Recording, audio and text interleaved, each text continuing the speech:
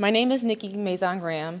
I am one of the nurses who had the privilege of participating in this spiritual research analysis. It was conducted on my oncology unit, West Tower 7. We are located at a Bridgeport hospital. It's in Bridgeport, Connecticut, and that is where me and Cheryl are from. Over the past 7 years, I've worked as an oncology nurse, where I have had the unique opportunity to witness the emotional, physiological, and spiritual aspects of patient experiencing chemo treatments. In this role, I've come to recognize the profound impact that spirituality can have on the healing process, not just for my patients, but also for the families and the healthcare providers involved in their care as well, such as myself. Spirituality for many serves as a source of strength and comfort during times of illness and uncertainty. In my own experience, I found that it provides a much-needed outlet for dealing with difficult situations, and it prevents burnout among nursing staff and caregivers. I believe that having faith in a higher power or a sense of spiritual connection can offer peace during moments of fear, sadness, and helplessness. This not only helps patients feel supported, but it fosters a compassionate environment for everyone involved in their care process. Before I make any statements to my patients in regards to their health or in any religion or spirituality, I always ask my patients if they have a higher power or what is their spiritual practices that help them cope. It is essential to meet patients that where they are in their journey, in their spirituality journey, and respect their individual beliefs and preferences. What I've experienced over the years is that patients with strong spiritual connections often exhibit better coping skills throughout their treatments and hospitalizations.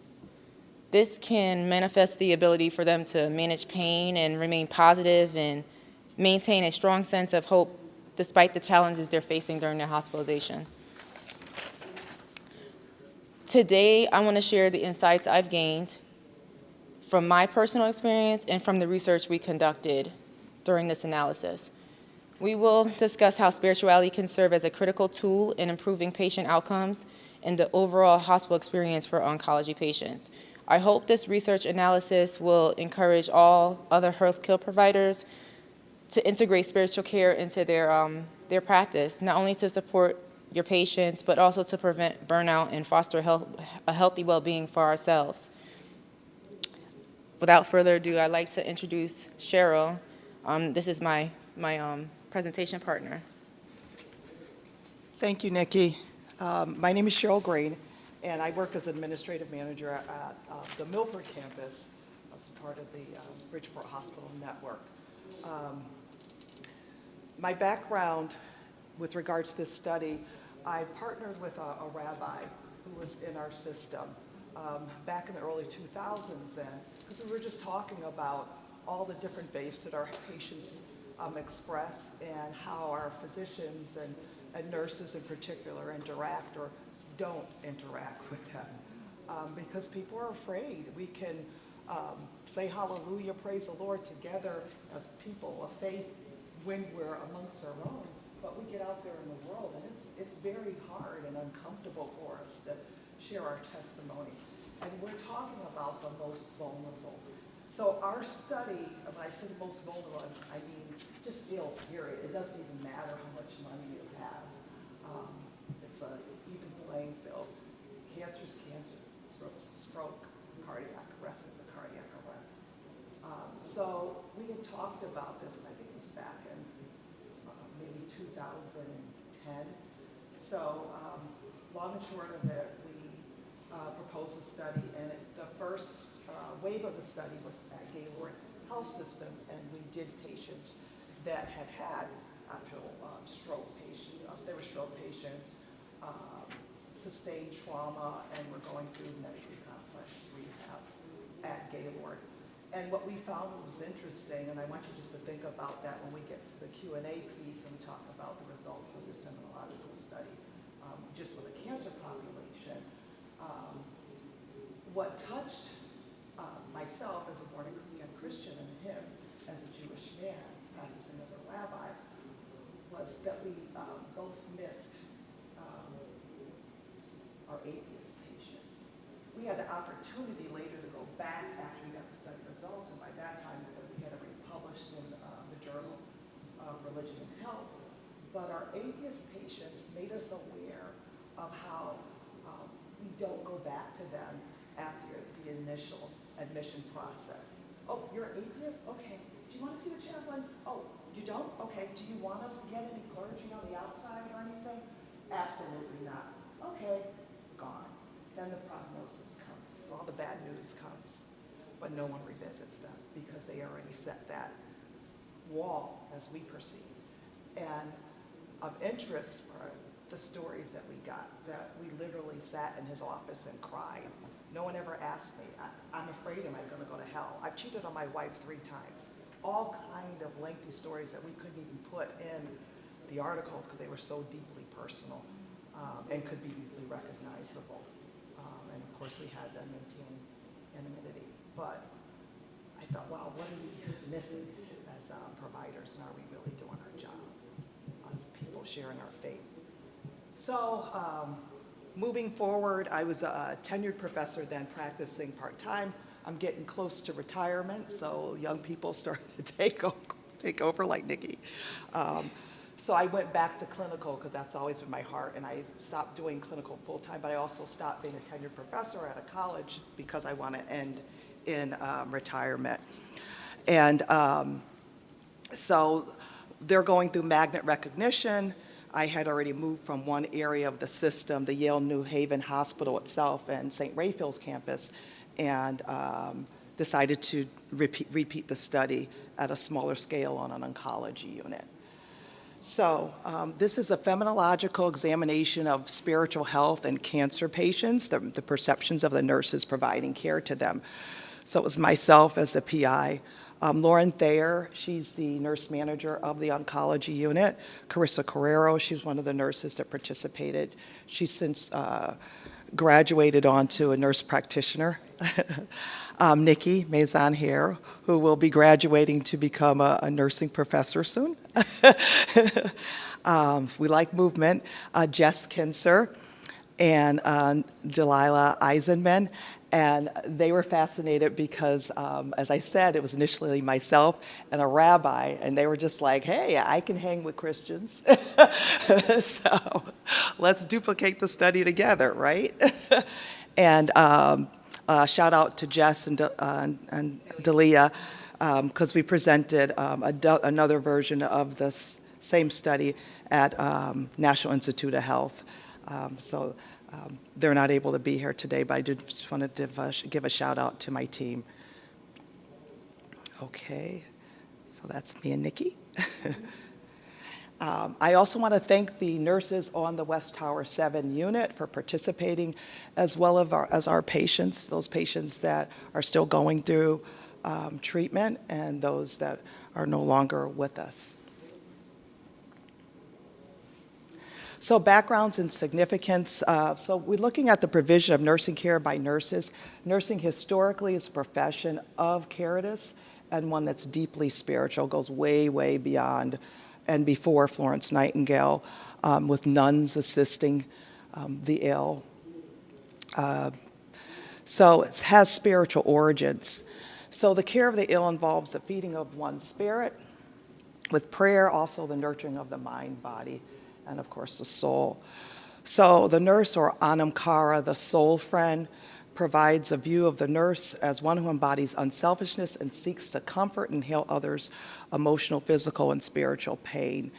I didn't go deep into this, but there's Celtic origins. There's it's deep. I love history, and I just love the history of our profession. Theoretically, caritas is what drives nurses to desire wellness and healing for their patients and the processing of their own humanity as they take care of patients. And us and physicians, of course, can relate to this as well. And the Yale Health System, which our affiliate, of course, is Yale University, we use Watson's theory. She's a nursing theorist, still alive with us today, because a lot of the nursing theorists are. So we're blessed to have her, and she comes every once in a while to visit when we're having big events for complementing the Yale New Haven Health System and Yale University. But she's excellent in terms of pushing human caritas. She does do a lot of humanistic stuff, but we prefer to look at the more spiritual side of Watson, her theories and application to the care of our patients. So nurses' sensitivity to the spiritual distress of patients while facing life-challenging diseases or illnesses, in this particular study, cancer, can help nurses recognize their patients' spiritual health assessment needs, which can help improve patients' coping skills. And we basically want to ensure that our patients receive adequate support, whether it's reaching out in the community, once we find out their place of worship, to their clergy, if they haven't, or connecting them with one of our chaplains, or having one of the chaplains who run the interfaith services come up and talk to them.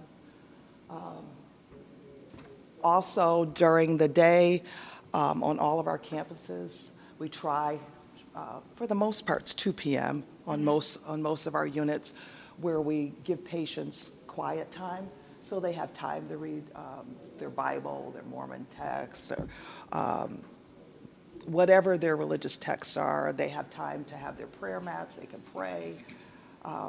That's their time, and we're not rushing in to give them medication or results of any kind of diagnostic tests. So hence our goal is decreasing patient spiritual distress. Thank you. Background and significance. Nurses are the first contact patients having an acute care setting that inquire about their faith and religious practices. This is a joint commission requirement. The role of nurse as an advocate for the spiritual health assessment of a patient is imperative. So during the assessment, as soon as you come into the hospital, one of the questions that, as Cheryl mentioned, is asked is basically, do you want to see a chaplain? Do you need a spiritual consult? We ask that during the admissions. The purpose of this phenomenological qualitative comparative analysis study is to examine how the oncology nurses and patients understand spiritual health journeys as patients cope with their diagnosis and treatment of cancer during their hospitalization. The guiding model and framework or theoretical approach, as Cheryl was discussing, was the Watson's theory of human caring. The theoretical framework applied in this study was the Gene Watson's theory of human caring. Watson's theory of human caring explores the nurse-patient relationship with the unique setting of clinical nursing. Conceptually, it is the nurses that exemplification of humane caring for others that drives the nurse to connect with the patients with the goal of treating their pain, while mentally processing their own compassion toward the ill patients. In other words, we as nurses, we practice with altruism, empathy, especially being an oncology nurse. I tap into that so much for my patients and their families. They're going through something that journey is life-altering, and you can't help but tap into your own spirituality at that point. I think that other nurses and healthcare providers can relate to that. Like, you just find yourself, even I can say, like, we build relationships sometimes with these patients and their families. We're treating them for months, and sometimes they transition, and we're left with that, and it makes us tap into our own faith and how we deal with these things, So, yes, spirituality plays a big part in nursing, individually, and I think in our career altogether. I'll let Cheryl do the methods. Thanks, Nikki. You're welcome.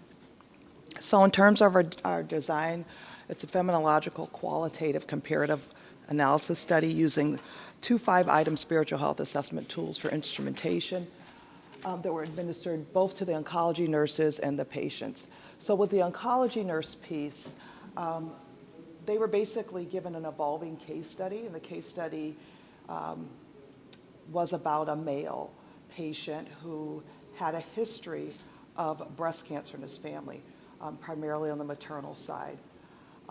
They have like a 1% chance of basically of developing males breast cancer.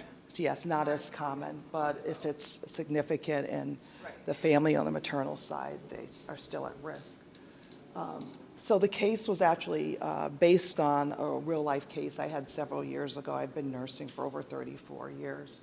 And actually, as a fairly young nursing professor, I had started on her unit, so it was kind of like going home. A lot of memories and a lot of very precious moments with patients on that unit. So basically, just a spiritual duress that this patient experienced with receiving the diagnosis. And diagnosis was a little late because the patient actually had a wound on the affected breast. So learns that is a malignant tumor, and the nurses had to basically explore what the diagnosis meant to the patient, and with themselves broaching this patient's pain and shock on the clinical unit. With that evolving case study, afterwards, then they were given Spiritual Health Assessment 1 and Spiritual Health Assessment 2, which Nikki's going to go over. And the patients themselves every Wednesday, and then a feedback form as part of the study materials, the instrumentation. For the patients themselves, every Wednesday, basically for me, Wednesday is my research day. But also for the unit, it worked out well because they have a tendency to have a turnover of patients from Wednesday to Wednesday. So we'd go around, a lot of discharges and admissions in between for the remainder of the week. So basically, myself and some of the nurses went around and we interviewed patients. And some patients we got, I got halfway through and they were just like, I don't know if I want to do the study, but can we just talk? So a lot of therapeutic sessions, and those that were able to get through, some were just 2 weeks they started, and so we still kept that data, but we only used which was fully completed, and that was our 16 patient sample size. But basically, hearing their stories and talking about the purpose of the study was basically to encourage nurses to meet their spiritual needs. They were excited about that piece, at least the ones I interviewed, and that was their engagement versus the nurses, so a little different. So the clinical setting and sample was the West Tower 7 unit on the Bridgeport campus within the Bridgeport network of Yale New Haven Health. And patients and nurses, of course, were included. So a total of 16 patients actually completed the entire study tools, Spiritual Health Assessment Tools 1 and 2. And then we had a feedback form, and 12 nurses completed those as well. Data analysis is comparative analysis completed of data collected from both the patients and the nurses. And Nikki's going to go over the statements questions were asked. Excuse me. So the spiritual health assessment tools. Spiritual health assessment tools consisted of 5 statements, 1 and 2. Tool 1 had a more, didn't have as much spiritual verbiage in it, and Tool 2 did have more spiritual verbiage involved in it. I'm going to read off the 5 statements. Tool 1 states, Tool 1 has the first statement: I need to talk to someone about how I feel that will not judge me or worry about what I say. The second statement: I believe that a higher power can help me cope with my illness and other life problems. The third: I wonder if there really is an afterlife. The fourth: everyone makes mistakes and is deserving of forgiveness. 5: peace is having clear conscience and feeling unconditionally loved. So those were the less spiritual verbiage or religious verbiage used. Tool 2, first statement: I talk to God about how I feel. That way I will not feel judged or worry about what I say. The second: I believe that my faith can help me cope with my illness and other life problems. The third: I wonder whether there is a heaven or hell in the afterlife. Fourth: I wonder, will I be forgiven of my sins? And the last one for Tool 2 was: I want peace in my life, and I hope I can achieve this through my belief in God and faith. So I'm going to get into the results of this as well. And I'm going to tell you because I participated in it, I personally picked the second one, Tool 2. So the results showed the preference for Tool 1, a less traditional spiritual language use. For the nurses, that was a higher level. So 10 nurses, which is 83.3%, preferred the preference of Tool 1 that had the less traditional spiritual language. Patients, it was 7, which is 43.8%. The preference for Tool 2, the nurses is 16.7, and the patients was 9, which is 56.3%. And as I was, what I would say is that I feel that I've been a nurse and oncology nurse for 7 years. When I first became a nurse, these conversations and these topics were uncomfortable.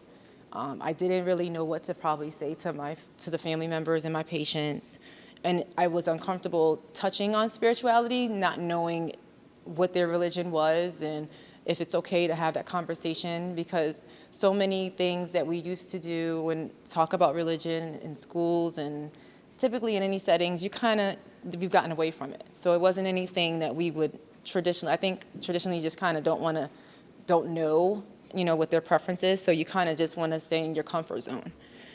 So it was no kind of surprise that the nurses kind of veered away from using that kind of verbiage and felt more comfortable with the tool that used the less, religious conversations.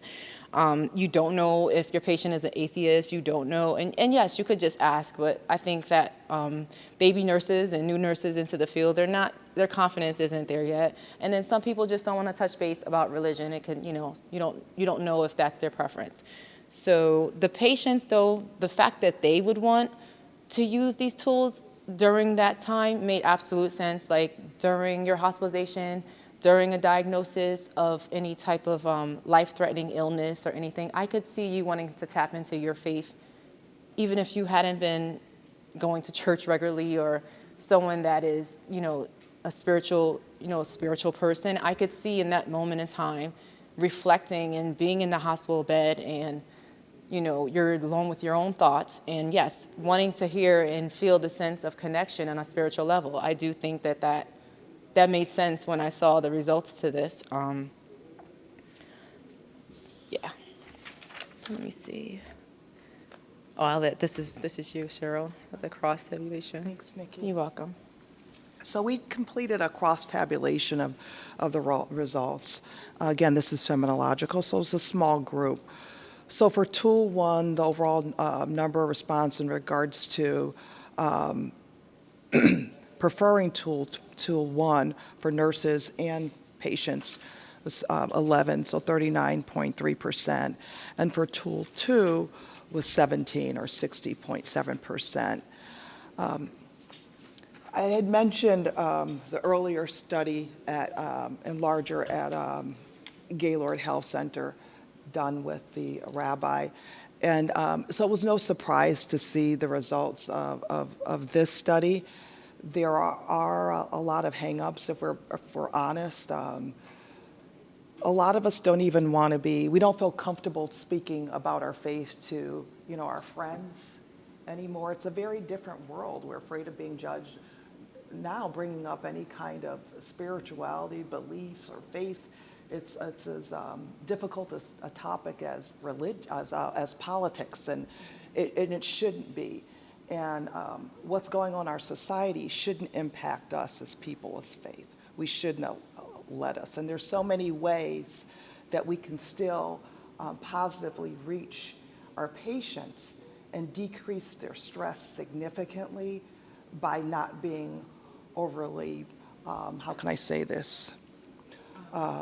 Rigid or? Yeah, rigid, overly religious, or for fear of losing our jobs. A few years back, I did an article that only because my experience with nursing students and also my colleagues in actual practice about just when prayer is brought up by patients, because it happens so very often. And I just decided to write it because I think it's very important that we pray with our clients and patients.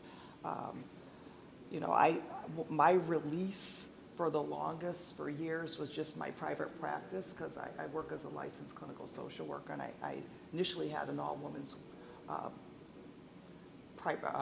women's focused practice, Christian-based, where of course it was no problem, just, holding the hand and praying. But I almost felt like a hypocrite. But I'm in the hospital with the sickest of the sickest, and wasn't always comfortable doing that. And I thought, when I was watching one of my nursing students, when a patient had asked, could you pray with me? And I watched her struggle, and I said, Cheryl, when did you become the born-again Christian that's so frightened and so focused on professionalism that you can't meet your patient's needs anymore? This is a problem. So writing the article was therapeutic for me, but also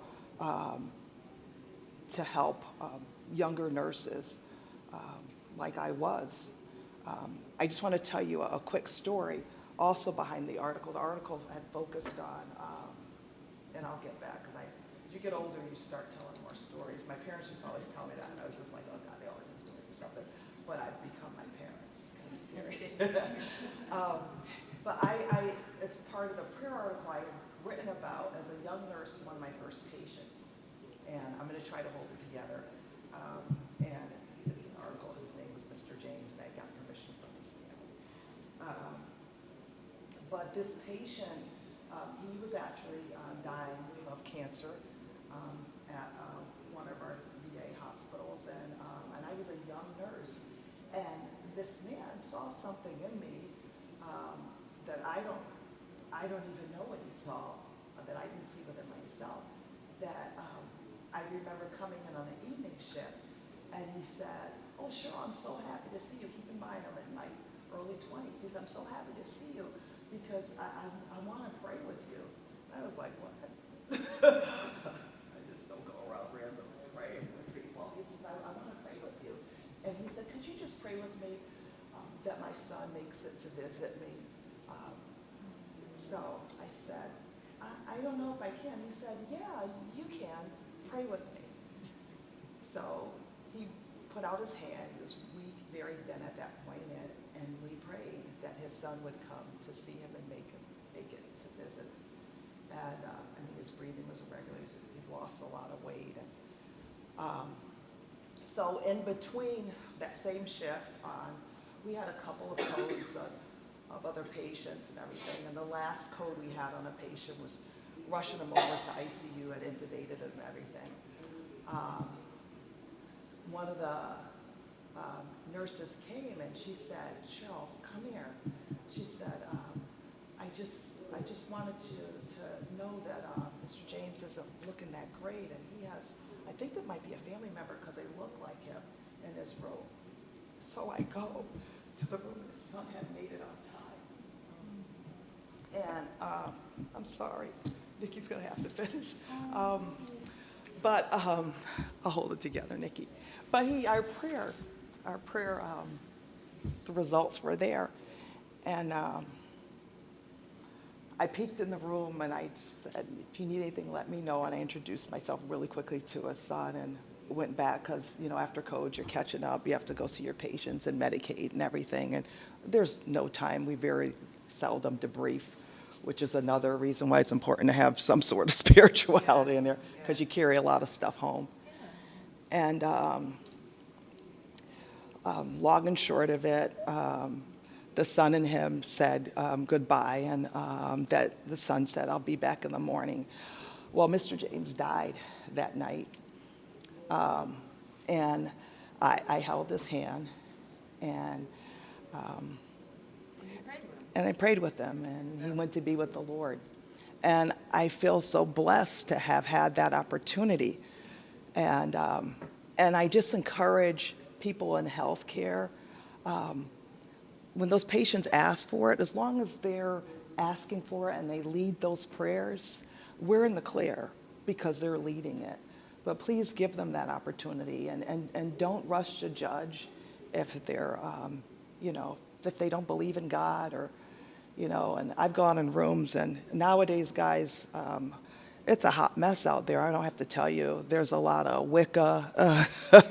I mean, you go in there, there's open Satan worshiping. It's just nuts. Just like we have our Bibles wide open, they have all kind of, I won't even go into it. It's just wild. So it's so important that we have the opportunity to witness to our patients and pray with them, and never think that they don't want it, as they do. They just don't have the words or the comfort level, or just had a rotten experience with people who have faith. Rotten experience. I always hear, even when we were interviewing on the oncology unit, it was just like, so what is this, another form of play in church? I know, I'm a preacher's kid. I know all about this crap. I was like, oh my God, the preacher's kids that were even worse. So it's just like, whoa, okay. Sometimes, yeah, yeah. So really important, just have that empathy and that listening ear. But anyway, the Pearson chi-square results were pretty good looking at the comparative analysis. It was 0.034. So in conclusion, we used thematic analysis, so just meaning that we just basically looked at themes and then clustered them. So upon analysis of the themes, based upon the 12 nurses' responses, the themes of preferential avoidance of the use of terminology, as Nikki had noted, associated with spirituality, focused on religiosity. These were noted in the responses. And I have to say, as reading the responses, not as a nurse, I worked several different areas in nursing, and psych was one of them, med-surg, several areas. That's the cool thing about nursing. You can jump to multiple areas. There's no reason to be burned out and be mean to people. But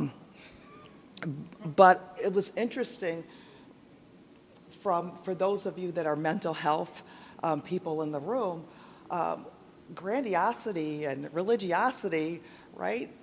Schizophrenic, bipolar, and those are the terminologies they use. And I was just like, what is going on here? Why are they using these terms in regards to faith and the expression of faith? But I think what's interesting, not only is the discomfort for the nurses in regards to the sharing of faith or listening to or their patients that express a faith, but their distortion of faith and religion in itself. And that's something we have to look at from a societal perspective. So when nurses are not provided tools to address their patients' immediate stressors by, be they physical, emotional, or spiritual in origin, nurses can feel inept, and this can contribute to burnout. Because little do they know, if you don't have strong faith, and depending on the type of nursing you're doing, if you're working in the ED, maybe get a lot of traumatic cases, we've had some last summer that just, if you don't have enough resources, support, and you are not in tuned or even desiring to be in tuned to know what could potentially happen if this isn't all there is. You don't want to talk about it, heaven or hell, but you have someone screaming out to save you because they're seeing something in that room. Another one of my quick nursing stories was, and this is as a pretty young nurse coming out of school, and I was taught by the Sisters of St. Joseph. That's a whole nother story. We prayed over our patients, and I thank them for that experience. But somehow along the way, in regular nursing world, I lost that comfort and that gift that the sisters had given us. But I just remember a patient this was also on a VA unit, that, it was obvious infidelity. We had his mistress that would visit sometimes and his wife that would visit sometimes, and neither the two met. And we had to keep it confidential, and this was early in the AIDS crisis, and all we had was AZT, so a lot of patients were dying. And I just never saw a patient die this way, and I wasn't well prepared enough as a young nurse, having gone to Catholic school with all women, and my ideal world was we prayed in the morning for our patients, we prayed midday, and then we prayed at the end of the day. And, we thank God for the opportunity to care for our patients, and we left. But I wasn't prepared for some of the things spiritually that I encountered. And I just remember this patient dying. No one ever told me about a blood pressure of 120/0. I was like, what the heck? We didn't learn this in nursing school, but he's still alive.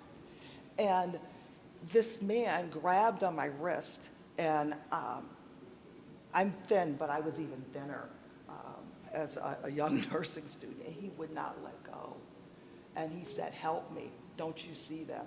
And I was like, and I'm thinking, why is he holding on to my wrist? And he was talking about dark shadows all around the room. It totally freaked me out because I wasn't prepared for this. I went prepared for this. I went to an all-girl Catholic school. In the interim, got saved and born again. Well, prior to that, actually, when I was like 11 and a half, only because I had a sister that was a pastor. But still had to go to my parents' Episcopalian church, irregardless of the born again thing.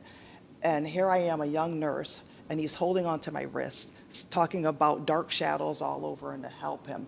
But this was and don't take this the wrong way, but I have to be honest, this was the cockiest man, and I did not have respect for him because I was judgmental, if I'm honest, because a mistress and a wife were coming to the hospital. And we were told it was none of our business, right? So we couldn't warn at that point, early in the AIDS crisis. But anyway, he wouldn't let go, and literally he was screaming for help. And I didn't know what to do. This is before Mr. James. Right. And Mr. James helped me after the fact,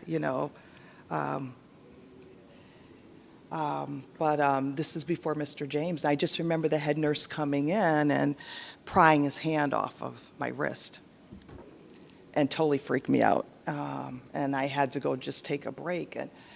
And now, as a more mature nurse, I would have known to pray for that patient and pray with them. So that's why I think it's so important that we are aware of spiritual health and the importance of prayer. Because even sometimes we question heaven or hell.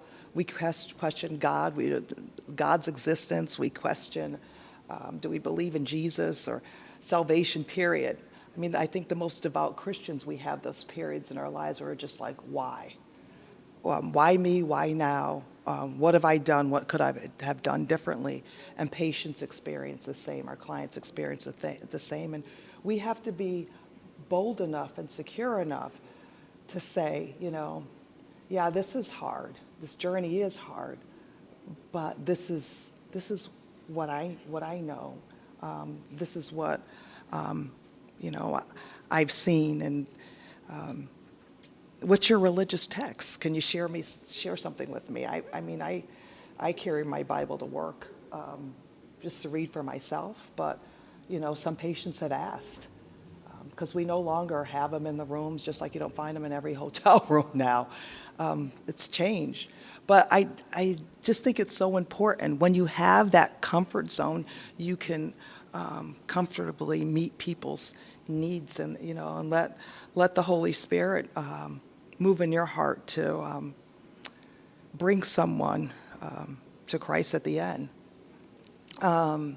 So educating nurses on their spiritual history as a profession and providing opportunities to use assessment tools that can support their patients' identified needs, in this case spiritual health, can provide a sense of control in an area of practice like oncology that can bring to memory nurses' own experiences with death and dying in their families, with patients they provide care to in the present and in the past. Spiritual health can help us address fears as nurses and bring about more comfortability with regards to use of the, you call it the verbiage or the terminology of religion and faith. These are just our references, and we thank you. And if you have any questions, please let us know. We're here to try to answer them as best as we can. Thank you. There's a question in the back. Parallel thought, Cheryl, to your last few sentences was when and I'm a provider, so as nurses, you're having more prolonged contact and more nursing contact with the patient than I generally. But, so the roles are a little bit different, but I think it points you out a little bit.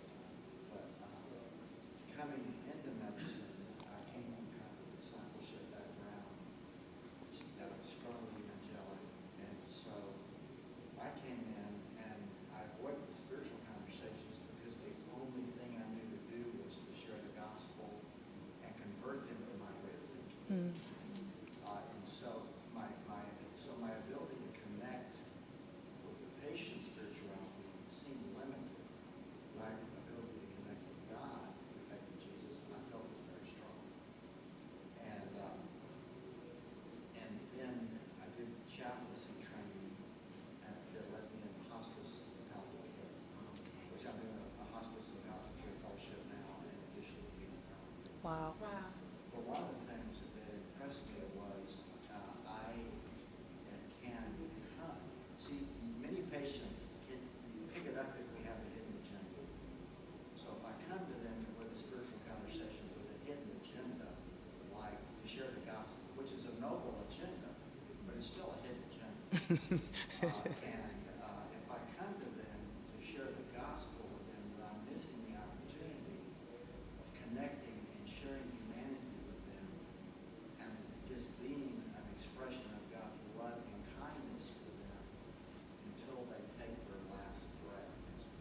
And so there may be, so my perspective has changed now, and I am blessed by your perspective. It's not different than your perspective.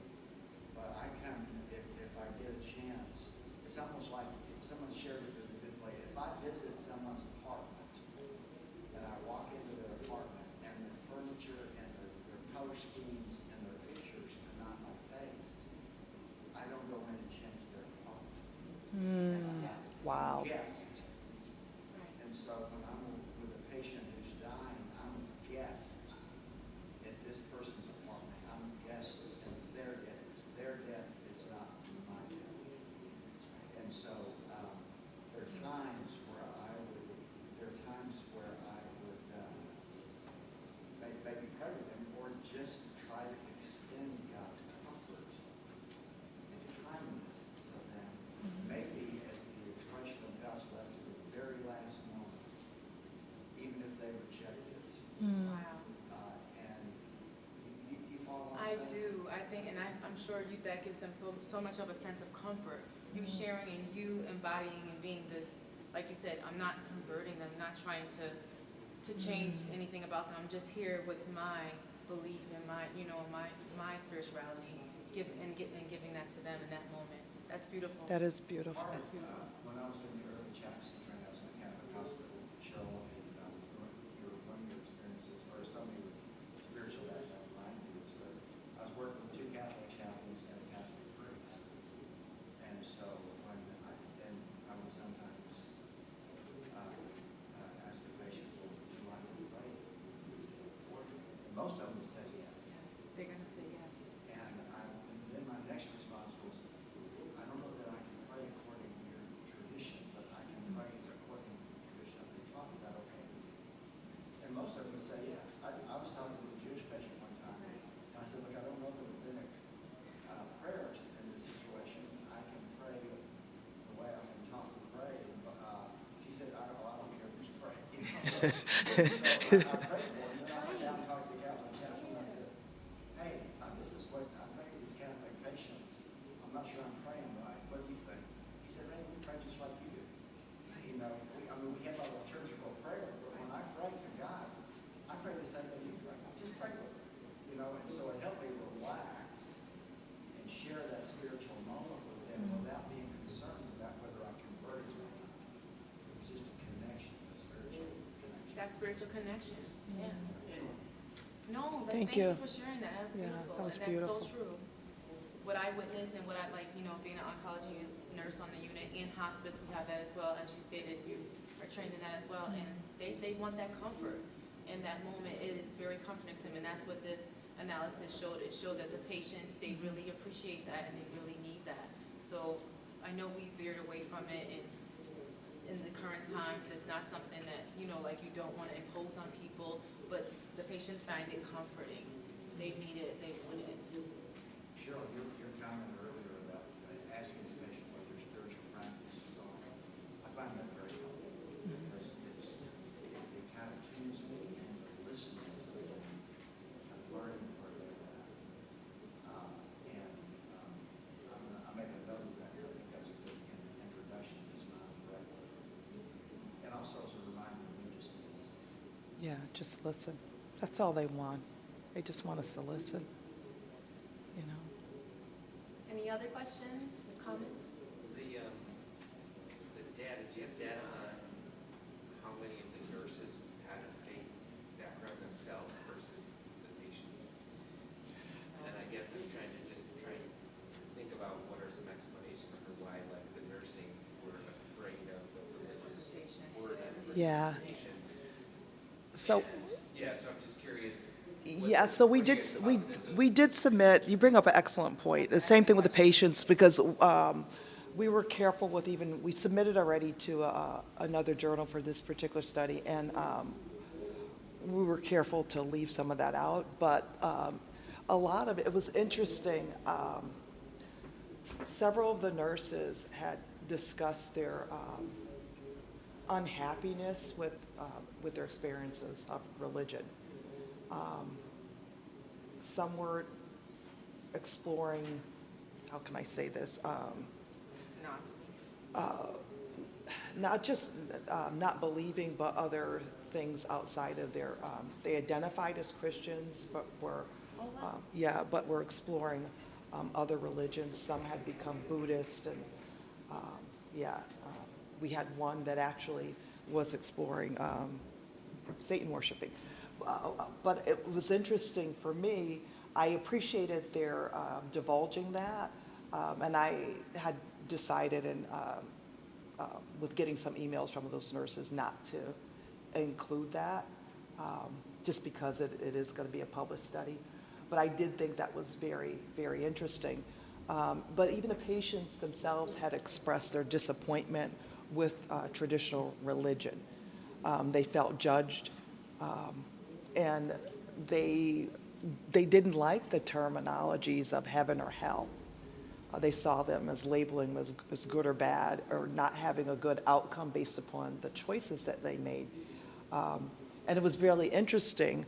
I don't know about for you, but during the interviewing process, for those that were former Christians, whether identified as nurses or patients, but primarily the patients, it was an opportunity to talk about what they learned as being church doctrine that wasn't even biblical to begin with.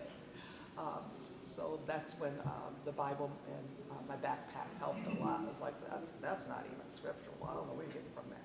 That's the whole purpose for my faith and the faith that you're talking about. As I mentioned, I identify as a born-again Christian for Jesus coming.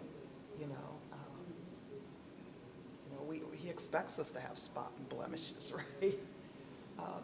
So I think it's also a combination of really, really bad doctrinism.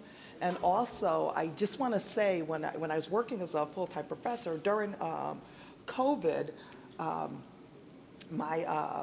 the president of our college, he was Catholic, but he also was a lot of other things outside of his